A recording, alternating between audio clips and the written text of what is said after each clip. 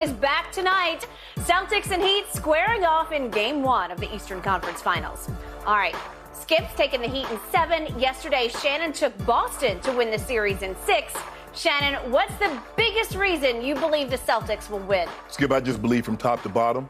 I believe the Celtics are better. I believe they're the deeper team. I believe their bench gives them better production. And I know Miami, Pat Riley's done a great job of constructing this team, there's a certain type of guy that you have to be to play for the Heat. Everybody can't play for the Heat because Pat Riley is demanding, Eric Spoelstra is demanding, and they demand a lot of the players. And since Jimmy Butler, he's demanding of those players. But when I look at 1 through 10, Doka probably is only going to go 1 through 8, maybe 1 through 7. When you look at what they can do, the bodies that they can throw at, bam, let's just say they start with Al Horford, and then they still got Robert Williams, and they got Tice, and they just got Grant Williams. Grant Williams, when you look at him, you're like, man, he guarding the 3, he guarding the 4, he guarding the center, he slide out there, try to guard 2s, he can shoot the ball, he can post up. Yep. So when I look at Tatum, Brown, Smart, what they got, they have Pritchard coming off the bench, a White, Skip, that was a huge pickup for them. I just think from top to bottom, the depth of the Celtics is more than the Heat, and that's saying something because we know what the Heat likes to do. They're a very deep ball club, but I just expect Jason Tatum to show that he's the best player in this series. I believe he's the second best player in the playoffs behind Luka. And the Celtics, we talk about Miami's defense.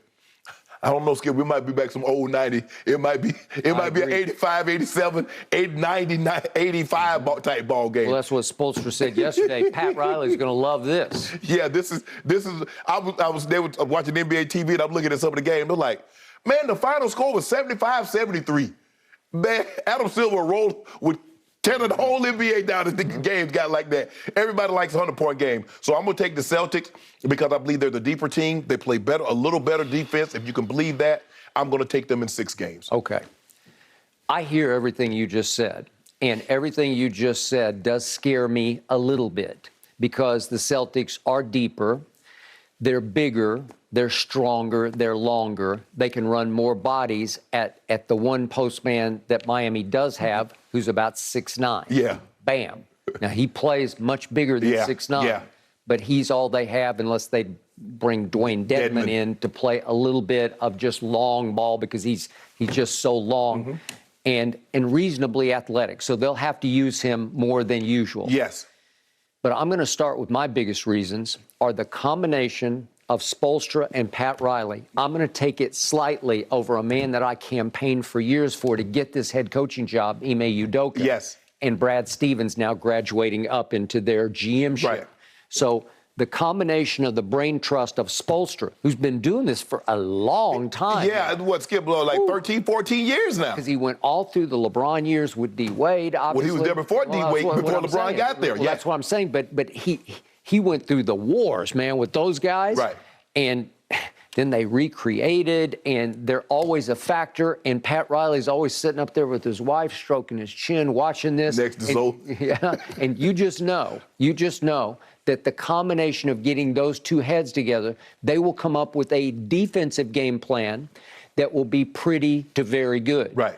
And in the end, I believe that Miami's defense is a little craftier and higher IQ than Boston's.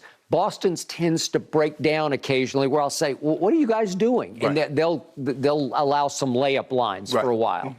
But Miami's never falters, and it's because it's so veteran and versatile. Well, Skip, a lot of that had to do with, if you look at what they did, they had one guy to worry about in Atlanta. That was Trae Young. They didn't feel anybody, so they devoted all their attention to them. Okay, if you look at the next series, Joel Embiid, now he missed the first 2 games. They say nobody else really can beat us. I'm not worried. Look, Maxey had a great series, but Maxey and James Harden is not the James Harden. Now you got Jason Tatum. Jaylen Brown can go give you 30. Marcus Smart, he might not give you 30, but he'll give you a mid-20.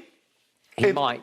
I'm not saying Al Horford probably never going to have another game like he had. What was that, game 5? Game 5. He might not have another, but he'll give you a 12 and 10 ball game, 12 points, 10 rebounds. He can do that. Robert Williams is a very good defender. Now, how much he's going to play, Skip? He's missed, the last 4 games with that knee swelling, some soreness. So we don't know. But Tice will give you a couple of minutes. He can hit the 3, bang the boards. They bring Pritchard. They bring White off the bench.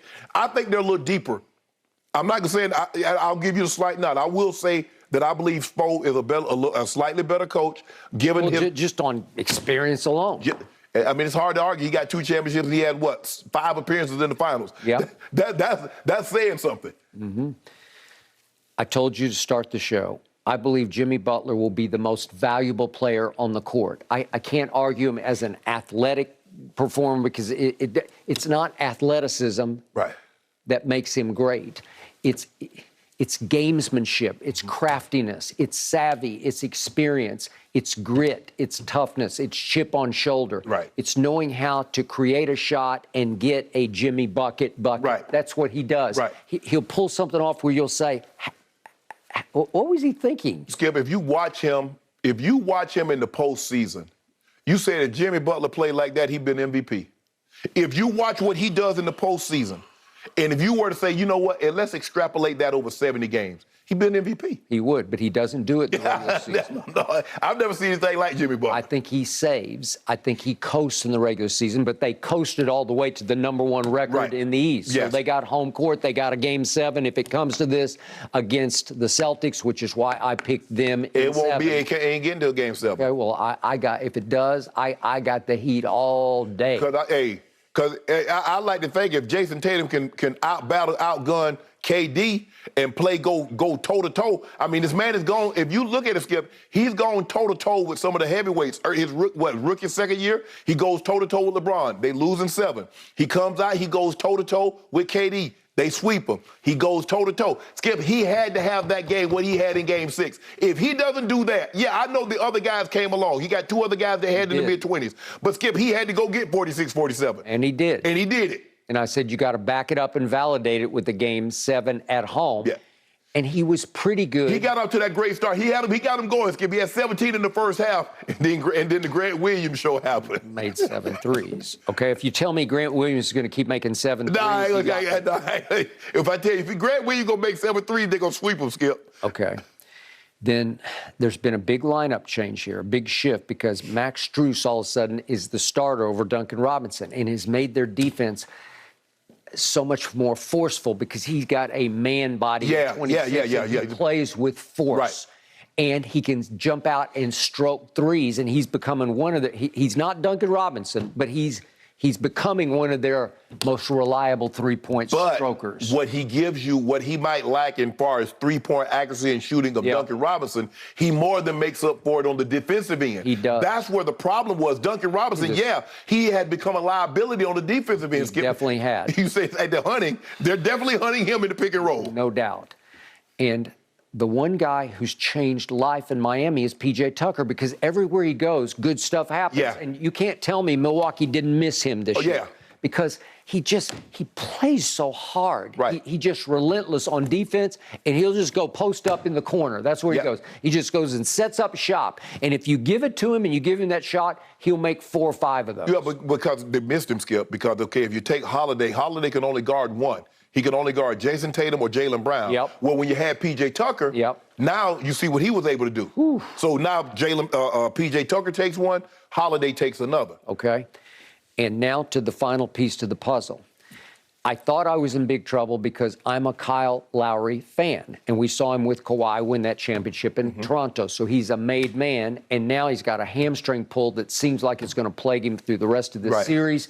And it looks like he's put on a pound or 2 in the interim where he just can't, he can't run. Right. Okay, so what's the backup plan? Well, it's Victor Oladipo, who's made 2 All-Star teams, and I don't know if you remember 2018 Victor, but he was the most improved player in 2018, made first-team All-Defense in 2018. Yeah. And he can average 20 a game, and for his career, he's averaging 17, 5, and 4. Yeah. He's not a pure point, but you want to talk about a two-way player? He was the number 2 overall draft pick. Well, okay. So it wasn't like I got it. And listen, it was a miracle. Yeah. Before those injuries robbed him, he was as athletic as they were at the 2. And Dr. Jonathan Glashow, friend of mine, he made a miracle occur here because he got Victor back up and running, and he's starting to get his legs underneath him right on schedule because he didn't really play the entire season. He might have played, like two or three games at the end of the season? And all of a sudden, I'm liking their defense a little more actually with him in the starting line. He doesn't actually start now because Vincent starts, but he's been playing bulk of minutes. Yes. So all of a sudden,